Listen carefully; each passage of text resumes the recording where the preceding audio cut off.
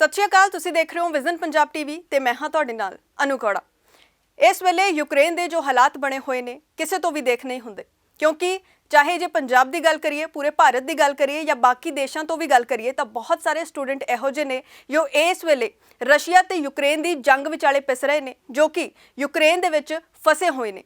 दुआरियाना फरीदकोट की भी खबर सामने आई है, जिथे दे दो नौजवान जिहड़े ने सरबजोत अते मनप्रीत यूक्रेन दे विच इस वेले फसे हुए ने, जिथे कि पहला तो उन्हां दे नाल तालमेल हो रहा सीगा, पर हुण परिवार का कहना है कि 3 दिन तो जिहड़ा है सरबजोत दे नाल संपर्क नहीं हो पा रहा, क्योंकि जिवें कि असीं पहले ही जानते हैं कि उत्थे दे हालात किवें दे ने। एटीएम मशीनां चल नहीं रही, बैंक सारे ने बंद पए हुए ने, इंटरनैट फोन दे विच किन्नी देर रहिंदा नहीं पता, बैटरी की चार्जिंग किन्नी देर फोन की रहिंदी है वो नहीं पता। तो इन्हां चीज़ां दा खदशा वार-वार परिवारां वल्लों दी जताया जांदा है कि जेकर वो फसे हुए होणगे तो फोनां दीयां बैटरियां किन्ने क चार्ज होणगीਆਂ, कदों तक वो साडे नाल संपर्क कर सकणगे, जे फोन दीयां बैटरियां नहीं होणगीਆਂ तां किवें संपर्क करनगे। सो ये सारियां चीज़ां लगातार जिहड़े कि इत्थे पंजाब दे विच बैठे ने, उन्हां दे पेरेंट्स नौजवानां दे, वो लगातार चिंता दे विच ने इस वेले। सिर्फ मापे ही नहीं बल्कि पूरा पिंड जिहड़ा है चिंता दे विच है दुआरियाना दा, क्योंकि ये दोनों नौजवान जिहड़े ने उत्थे फस चुके ने। पर पिछले 3 दिन तो सरबजोत दे नाल गलबात नहीं हो रही, हालांकि मनप्रीत दे नाल जिहड़ी गलबात हो रही है।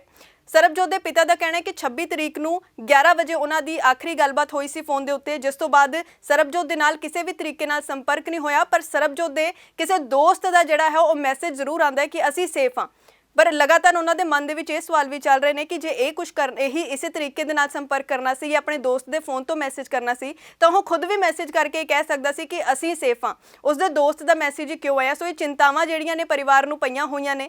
इस तो इलावा तुहानूं दस दईए कि सरबजीत पिछले 3 साल तो सॉफ्टवेयर के कोर्स के लिए गया होया सी, जो कि सिर्फ इस 3 साल दे विच 1 साल बाद वापस आया सी, और 2 साल तो वापस भी नहीं आया सी मापिਆਂ ਨੂੰ मिलण वास्ते। सो उन्हां दे पिता जिहड़े ने लगातार चिंता जता रहे ने। पर खुशी की गल जिहड़ी है या कह लीए भी एक इहो जी गल जो सारिਆਂ ਨੂੰ खुश भी कर सकती है कि सिर्फ अपने बच्चे की ही चिंता नहीं कर रहे, बल्कि सरबजोत के पिता का कहना है कि असी साडे बच्चे नूं तो चाहुंदे ही कि वो सेफली वापस आ जाए, पर असी चाहुंदे आ कि सरकार जिहड़ी है जिन्नी मेहनत कर रही है, जिन्ने यतन कर रही है, इस तो भी ज़्यादा यतन करे, अते सिर्फ साडे मुंडे नूं ही नहीं बल्कि बाकी भी जिहड़े नौजवान ते कुड़ियां जिहड़ियां ने उत्थे फसियां होईयां ने, उन्हां सारिਆਂ ਨੂੰ लिआंदा जावे, ना कि सिर्फ साडे बेटे नूं। सो उन्हां दे पिता ने की कुछ कहा वो तुहानूं सुणाउने आ। मैं सुखवीर सिंह पिंड दुआरियाना। मेरा बेटा सरबजोत सिंह यूक्रेन ਦੇ ਵਿੱਚ ਉਹ 3 ਸਾਲ ਤੋਂ ਉੱਥੇ ਉਹ ਪੜ੍ਹ ਰਿਹਾ, ਸੌਫਟਵੇਅਰ ਦਾ ਉਹਦਾ ਕੋਰਸ ਹੈ, ਅਤੇ ਵਿੱਚ ਦੀ ਸਾਲ ਕੁ ਬਾਅਦ ਆਇਆ ਸੀ, ਅਤੇ ਹੁਣ 2 ਸਾਲ 2-3 ਮਹੀਨੇ ਹੋ ਗਏ ਸੀ। ਅਤੇ ਪਰ ਉੱਥੇ ਹੁਣ ਲੜਾਈ ਲੱਗਣ ਕਾਰਨ 2-3 ਦਿਨ ਤੋਂ ਰਾਬਤਾ ਵੀ ਨਹੀਂ ਹੋ ਰਿਹਾ, ਕਿਉਂਕਿ ਨੈੱਟ ਦੀਆਂ ਸੇਵਾਵਾਂ ਉੱਥੇ ਬੰਦ ਹੋਣ ਕਰਕੇ ਅਤੇ ਘੱਟ ਪਤਾ ਲੱਗਦਾ।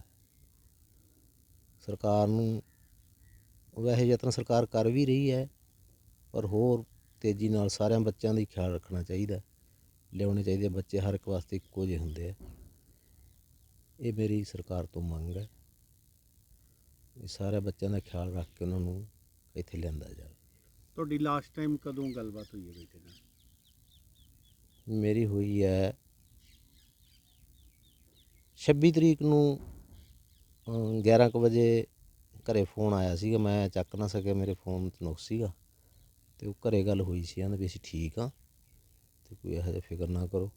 ਉਦੋਂ ਬਾਅਦ ਉੱਥੋਂ ਜਿਹੜੀਆਂ ਨੈੱਟ ਦੀਆਂ ਸੇਵਾਵਾਂ ਸੀ ਉੱਥੇ ਖਤਮ ਹੋ ਗਈਆਂ, ਫਿਰ ਬਹੁਤਾ ਨਹੀਂ। ਉਦੋਂ ਬਾਅਦ ਕੱਲ੍ਹ ਇੱਕ ਮੈਸੇਜ ਉਹਦੇ ਨਾਲ ਦੇ ਦੋਸਤ ਦਾ ਆਇਆ ਵੀ ਅਸੀਂ ਠੀਕ ਹਾਂ, ਪਰ ਪ੍ਰੋਪਰ ਉਹਦਾ ਨਹੀਂ ਆਇਆ।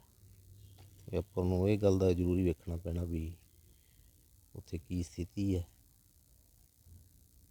ਆਸ ਕਰਦੇ ਵੀ ਸਰਕਾਰ ਜ਼ੋਰ ਲਾ ਹੀ ਰਹੀ ਹੈ ਤੇ ਹੋਰ ਵੀ ਵੱਧ ਕੇ ਮਤਲਬ ਕੰਮ ਕਰੂਗੀ। इस तो इलावा सरबजोत दी माता जी ने भी इस दे उत्ते दुख जाहिर किया, उन्होंने भी अपनी चिंता जाहिर की ते सरकार नूं मदद दी गुहार लगाई है। हाँ जी, साडा बेटा सरबजोत ही भी उत्थे यूक्रेन च ही, ते भी असीं चाहुंदे भी साडे बच्चे दी मदद की जाए, उन्होंने बाहर कढ़िया जाए। ਕਦੋਂ ਲਾਸਟ ਟਾਈਮ ਤੁਹਾਡੀ ਕਦੋਂ ਗੱਲ ਹੋਈ ਉਹਦੇ ਨਾਲ? हाँ जी, परसों हुई है जी। ਉਸ ਤੋਂ ਬਾਅਦ ਨਹੀਂ ਕੋਈ ਫੋਨ ਆਇਆ? नहीं जी, मैसेज ही आया सी कल ही भी कहते मैं ठीक ठाक हाँ। ਉਹਦੇ ਆਪਦੇ ਫੋਨ ਤੋਂ ਕਿ ਕਿਸੇ ਹੋਰ ਨੇ? किसी होर दे फोन तो जी। ਕੀ ਮੰਗ ਕਰਦੇ ਹੋ? असीं यही मंग करते हैं भी साडा बच्चा भी बाहर आ जाए। ਹੋਰ ਬੱਚੇ ਵੀ ਜਿਹੜੇ ਸਾਰੇ दूजे जिहड़े सारे बच्चे जी सारे वास्ते कहने भी। ਇਸ ਦੇ ਨਾਲ ਹੀ ਸਿਰਫ ਮਾਪੇ ਹੀ ਨਹੀਂ, ਜਿਵੇਂ ਮੈਂ ਗੱਲ ਕੀਤੀ ਸੀ, ਸਿਰਫ ਪਰਿਵਾਰ ਹੀ ਨਹੀਂ ਬਲਕਿ ਪੂਰਾ ਪਿੰਡ ਜੋ ਹੈ ਇਸ ਵੇਲੇ ਚਿੰਤਤ ਹੈ। ਪਿੰਡ ਵਾਲਿਆਂ ਨਾਲ ਵੀ ਜਦੋਂ ਗੱਲਬਾਤ ਕੀਤੀ ਤਾਂ ਉਹਨਾਂ ਨੇ ਕੀ ਕਿਹਾ, ਉਹ ਵੀ ਤੁਹਾਨੂੰ ਸੁਣਾਉਂਦੇ ਹਾਂ। ਸਾਡੇ ਪਿੰਡ ਦੇ 2 ਬੱਚੇ ਸਰਬਜੋਤ ਸਿੰਘ ਤੇ ਮਨਪ੍ਰੀਤ ਸਿੰਘ ਕੁਛ ਟਾਈਮ ਪਹਿਲਾਂ ਯੂਕਰੇਨ ਦੇ ਵਿੱਚ ਚਲੇ ਗਏ ਸੀ ਤੇ ਹੁਣ ਉਹ ਜੋ ਉੱਥੇ ਹਾਲਾਤ ਖਰਾਬ ਹੋ ਚੁੱਕੇ ਆ, ਇਸ ਕਰਕੇ ਜਿਹੜਾ ਸਰਬਜੋਤ ਸਿੰਘ ਹੈ ਉਹਦੇ ਨਾਲ 2-3 ਦਿਨਾਂ ਤੋਂ ਸੰਪਰਕ ਨਹੀਂ ਹੋ ਰਿਹਾ। ਮਨਪ੍ਰੀਤ ਦਾ ਪਰਿਵਾਰ ਨਾਲ ਸੰਪਰਕ ਹੋਇਆ ਪਰ ਉਹ ਉੱਥੇ ਹਜੇ ਤੱਕ ਫਸਿਆ ਹੋਇਆ ਹੀ ਉਹ ਵੀ। ਤੇ ਅਸੀਂ ਡੀਸੀ ਸਾਹਿਬ ਨੂੰ ਵੀ ਇਹ ਸਾਰੇ ਬੇਨਤੀ ਕਰ ਚੁੱਕੇ ਹਾਂ, ਸਾਰਾ ਉਹਨਾਂ ਨੂੰ ਦੇ ਚੁੱਕੇ ਹਾਂ ਡਾਟਾ ਜੋ ਵੀ ਉਹਨਾਂ ਨੇ ਸਾਤੋਂ ਮੰਗਿਆ। ਤੇ ਸਾਡੀ ਪ੍ਰਸ਼ਾਸਨ ਅੱਗੇ ਇਹੀ ਬੇਨਤੀ ਹੈ ਵੀ ਉਹਨਾਂ ਦੀ ਜੋ ਸੰਭਵ ਮਦਦ ਕਰਕੇ ਉਹਨਾਂ ਨੂੰ ਸੁਰੱਖਿਅਤ ਆਪਣੇ ਇੱਥੇ ਲਿਆਂਦਾ ਜਾਵੇ। ਇਹੀ ਸਾਡੀ ਮੰਗ ਹੈ ਪ੍ਰਸ਼ਾਸਨ ਅੱਗੇ। ਜੋ ਕਿ ਸਾਡੇ ਪਿੰਡੋਂ 2 ਬੱਚੇ ਯੂਕਰੇਨ ਗਏ ਹੋਏ ਸੀ ਤੇ ਉੱਥੋਂ ਦੇ ਹਾਲਾਤ ਖਰਾਬ ਹੋਣੇ ਕਰਕੇ ਸਾਰਾ ਪਿੰਡ ਇਸ ਗੱਲ ਦੀ ਚਿੰਤਾ ਵਿੱਚ ਹੈ। ਅਸੀਂ ਪ੍ਰਸ਼ਾਸਨ ਨੂੰ, ਸਰਕਾਰ ਮੂਹਰੇ ਅਪੀਲ ਕਰਦੇ ਹਾਂ ਕਿ ਜੋ ਕਿ ਸਾਡੇ ਬੱਚੇ ਉੱਥੇ ਫਸੇ ਹੋਏ ਹੈ ਉਹਨਾਂ ਨਾਲ ਕੋਈ ਰਾਬਤਾ ਕਾਇਮ ਨਹੀਂ ਹੋ ਰਿਹਾ ਨੈੱਟ ਦੀਆਂ ਸੇਵਾਵਾਂ ਬੰਦ ਕਰਕੇ। ਤੇ ਅਸੀਂ ਅਪੀਲ ਕਰਦੇ ਹਾਂ ਕਿ ਜੋ ਪਿੰਡ ਦੇ ਬੱਚੇ ਆ ਉਹਨਾਂ ਨੂੰ, ਸਾਰੇ ਜਿੱਥੋਂ ਦੇ ਵੀ ਬੱਚੇ ਆ, ਚਿੰਤਤ ਤਾਂ ਸਾਰੇ ਹੀ ਆ ਪਰ ਫਿਰ ਵੀ ਸਾਰਾ ਪਿੰਡ ਅਪੀਲ ਕਰ ਰਿਹਾ ਵੀ ਸਾਡੇ ਜੋ ਬੱਚੇ ਆ ਸਹੀ ਸਲਾਮਤ ਇੱਧਰ ਆਉਣ ਤੇ ਸਰਕਾਰ ਅੱਗੇ ਇਹੀ ਅਪੀਲ ਹੈ ਜੀ। ਇਸ ਵੇਲੇ ਹਰ ਇੱਕ ਦੀ ਨਜ਼ਰ ਜਿਹੜੀ ਆ ਉਹ ਯੂਕਰੇਨ ਤੇ ਰਸ਼ੀਆ ਦੀ ਜੰਗ ਦੇ ਉੱਤੇ ਹੈ। ਪਰ ਸਭ ਤੋਂ ਜ਼ਿਆਦਾ ਜਿਹੜੀ ਚਿੰਤਾ ਹੈ ਉਹ ਇਸ ਗੱਲ ਦੀ ਹੈ ਕਿ ਜਿਹੜੇ ਉੱਥੇ ਸਟੂਡੈਂਟਸ ਜਿਹੜੇ ਨੇ ਉਹ ਫਸੇ ਹੋਏ ਨੇ, ਉਹਨਾਂ ਨੂੰ ਵਾਪਸ ਕਿਵੇਂ ਲੈ ਕੇ ਆਉਣਾ ਹੈ, ਕਿਉਂਕਿ ਬਹੁਤ ਹੀ ਖਤਰਨਾਕ ਜਿਹੜੀਆਂ ਤਸਵੀਰਾਂ ਨੇ ਉੱਥੋਂ ਦੇ ਸਾਹਮਣੇ ਆ ਰਹੀਆਂ ਨੇ। ਇਹੋ ਜਿਹੀਆਂ ਘਟਨਾਵਾਂ ਉੱਥੇ ਵਾਪਰ ਰਹੀਆਂ ਨੇ ਜੋ ਦੇਖੀਆਂ ਨਹੀਂ ਜਾਂਦੀਆਂ, ਕਿਉਂਕਿ ਸਰਕਾਰ ਨੇ ਕਿਹਾ ਸੀਗਾ ਕਿ ਯੂਕਰੇਨ ਤੋਂ ਤੁਸੀਂ ਪੋਲੈਂਡ ਤੱਕ ਪਹੁੰਚੋ, ਪੋਲੈਂਡ ਦੇ ਬਾਰਡਰ ਤੱਕ ਪਹੁੰਚੋ, ਉੱਥੋਂ ਦੀ ਅਸੀਂ ਤੁਹਾਨੂੰ ਸੇਫਲੀ ਲੈ ਕੇ ਜਾਵਾਂਗੇ। ਪਰ ਜਦੋਂ ਉੱਥੇ ਸਟੂਡੈਂਟ ਕਿੰਨੇ ਕਿਲੋਮੀਟਰ ਤੁਰ ਕੇ ਪਹੁੰਚਦੇ ਨੇ, ਕੋਈ 60 ਕਿਲੋਮੀਟਰ, ਕੋਈ 65 ਕਿਲੋਮੀਟਰ ਪੈਦਲ ਹੀ ਤੁਰ ਕੇ ਜਾਂਦਾ ਹੈ, ਕੋਈ 600 ਕਿਲੋਮੀਟਰ ਤੁਰ ਕੇ ਆਉਂਦਾ ਹੈ, ਤੇ ਉੱਥੇ ਜਦੋਂ ਉਹਨਾਂ ਦੇ ਨਾਲ ਕੁੱਟਮਾਰ ਕੀਤੀ ਜਾਂਦੀ ਹੈ, ਮਾੜਾ ਵਤੀਰਾ ਕੀਤਾ ਜਾਂਦਾ ਹੈ, ਤਾਂ ਉਹ ਖਬਰਾਂ ਜਿਹੜੀਆਂ ਨੇ ਕਿਤੇ ਨਾ ਕਿਤੇ ਦਿਲ ਜ਼ਰੂਰ ਦਹਿਲਾ ਦਿੰਦੀਆਂ ਨੇ। ਸੋ ਉਮੀਦ ਕਰਦੇ ਹਾਂ ਕਿ ਇਹ ਜੰਗ ਜਿਹੜੀ ਹੈ ਛੇਤੀ ਖਤਮ ਹੋਵੇਗੀ ਤੇ ਉੱਥੇ ਮਾਹੌਲ ਜਿਹੜਾ ਹੈ ਛੇਤੀ ਸੁਖਾਵਾਂ ਹੋਵੇਗਾ।